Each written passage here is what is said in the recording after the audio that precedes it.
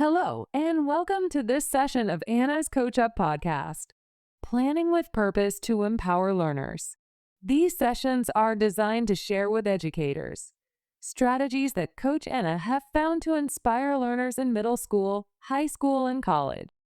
Today, we will demonstrate and describe a way to apply the 9 Yardsticks of Value that we shared in an earlier episode of this podcast series. So get ready to do what we asked the students to do. Think and write.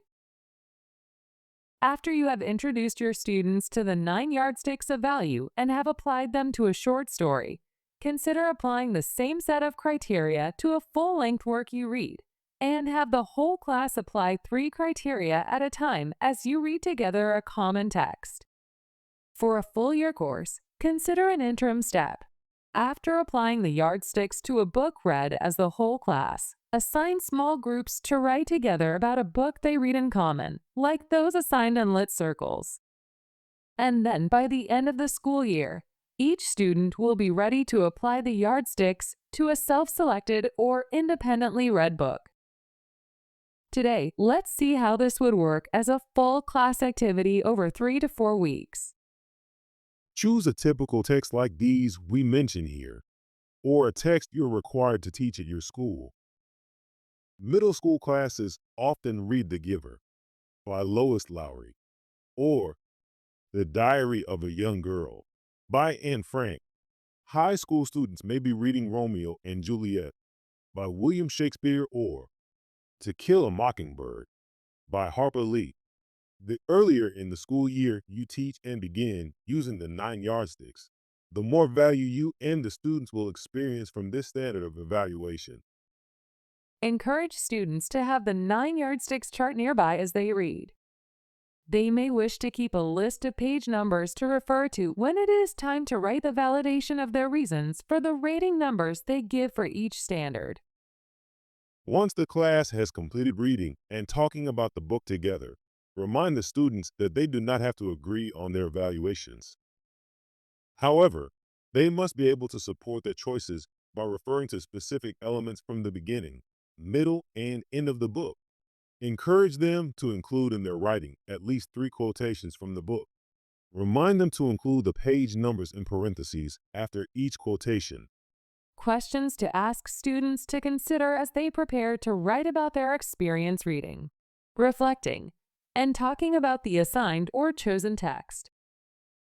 What is your general response to this piece of literature? Why have you ranked the work as you have?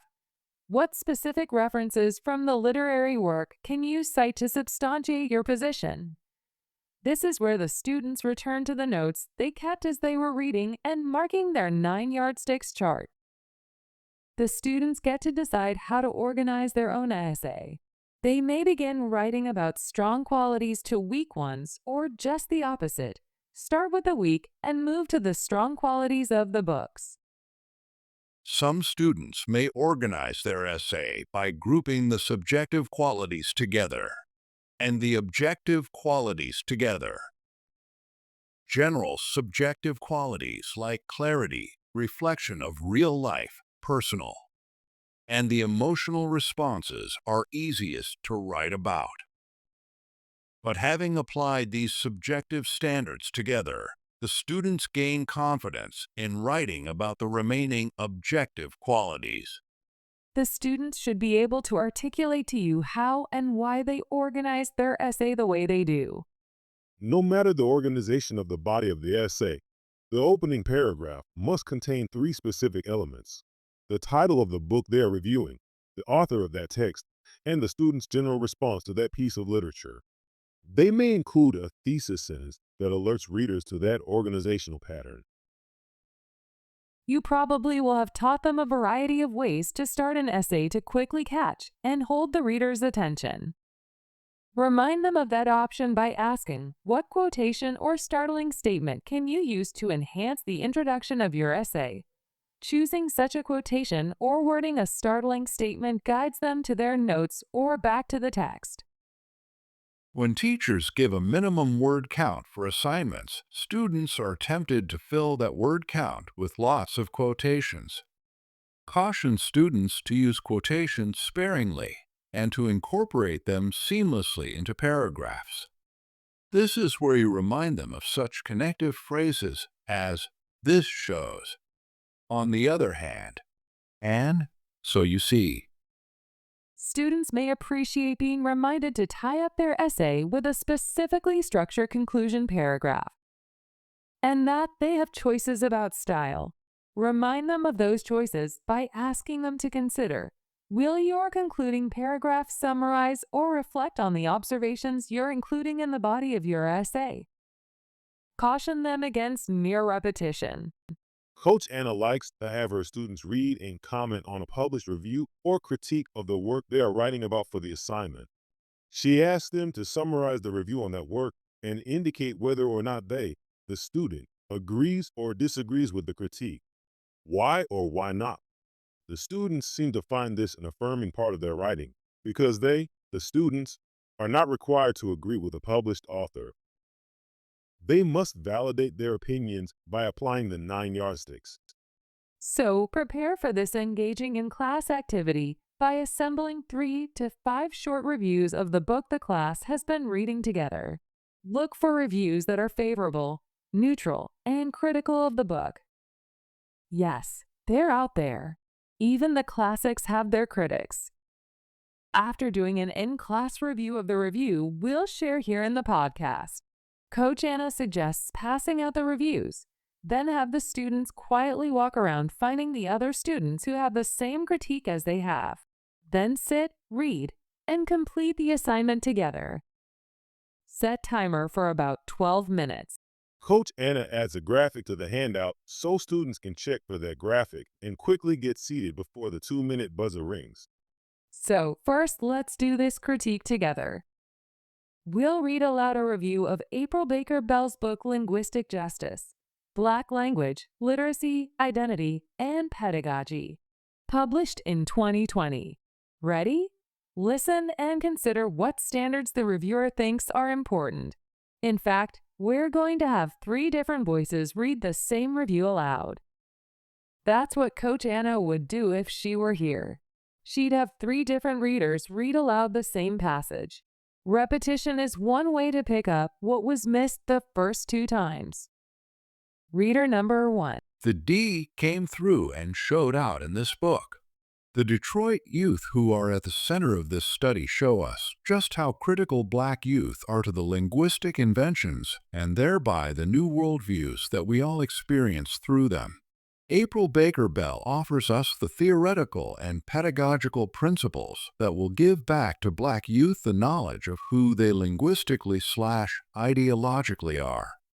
She is ushering in a new program and thought system for Black language and liberation for the 21st century, brilliantly reminding us of the ways that the struggles for and triumphs of Black freedom have always been expressed within the deeply embedded philosophies of Black language, linguistic justice, Black language, literacy, identity, and pedagogy is timely, unique, and critical. A book that teachers, students, and anyone interested in Black language will want in their hands. Reader number 2. The D came through and showed out in this book. The Detroit youth who are at the center of this study show us just how critical Black youth are to the linguistic inventions and thereby the new worldviews that we all experience through them. April Baker Bell offers us the theoretical and pedagogical principles that will give back to Black youth the knowledge of who they linguistically and ideologically are. She is ushering in a new program and thought system for Black language and liberation for the 21st century, brilliantly reminding us of the ways that the struggles for and triumphs of Black freedom have always been expressed within the deeply embedded philosophies of Black language.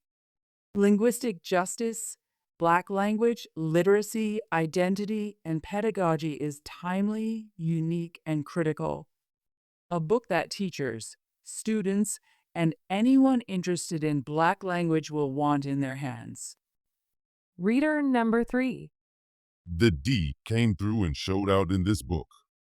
The Detroit youth who are at the center of this study show us just how critical Black youth are to the linguistic inventions, and thereby the new worldviews that we all experience through them. April Baker Bell offers us the theoretical and pedagogical principles that will give back to Black youth the knowledge of who they linguistically/ideologically are.